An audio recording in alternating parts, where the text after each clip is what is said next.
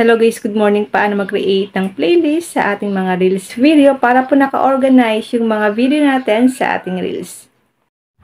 Punta lang tayo sa screen ng ating phone, then open natin ang Facebook app. Click 3 lines. Click Professional Dashboard, then scroll up natin ito guys. Dito po sa Tools, hanapin nyo po yung tools, then click nyo po ang See More. Then scroll up, hanapin natin dito click natin ang playlist. Ito po yung mga playlist ko dito guys. Click natin ang plus sign sa taas para makapag-create tayo ng panibagong playlist sa ating Reels video. Click natin guys ang plus sign, then click po natin ang Reels playlist. Pwede po kayong gumawa ng video playlist dito, pwede naman pong Reels playlist. Click natin ang Reels playlist. Mag-create lang tayo guys ng name ng ating playlist dito. Halimbawa guys ito.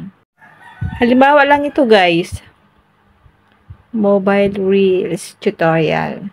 Then click natin guys ang save. Lalabas dito guys yung mga reels natin na in-upload. Pipiliin lang po natin dito guys yung mga reels video na ilalagay natin sa ating playlist, sa ginawa nating playlist. Halimbawa guys ito po yung ilalagay ko sa aking mga reels sa ginawa kong playlist ngayon. Ayan guys, may napili na po akong 13. Then click na po natin ang save. Saving na po siya. Your playlist has been created. Ito na po yung playlist na ginawa natin ngayon. Ngayon guys, click natin yung playlist na ginawa natin. Click natin ang 3 dots. Meron po ditong view reel, reorder in playlist, move to another playlist. Ayan guys. Pwede po natin guys i-reorder yung mga playlist na nandito. Halimbawa guys, click natin ang reorder playlist. Ito guys. I-hold mo lang siya guys, then i-drag mo siya kung saan nyo po siya ipupwesto. Ganyan po ang pag-reorder ng playlist. Depende po sa inyo guys kung gusto mo siyang i-reorder. Ayan. I-hold mo lang siya guys, then ipwesto mo siya kung saan mo siya guys ilalagay bago mo siya bitawan. Click ulit natin ang 3 dots. Dito guys, pwede nyo pong i-remove from playlist itong ginawa nyong playlist.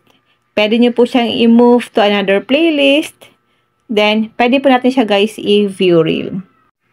Kung gusto nyo po ulit na mag-create ng playlist, click nyo lang po ulit yung plus sign. Then, click natin ang Reels playlist. Dito, maglalagay ulit tayo dito ng name ng panibago nating playlist. Halimbawa guys, ito yung bago nating playlist. In Stream Ads, Reels Tutorial. Ito po yung panibago kong playlist. Then, click natin ang save. And then, click natin guys ang save kapag nakapag-create na tayo guys ng ating playlist.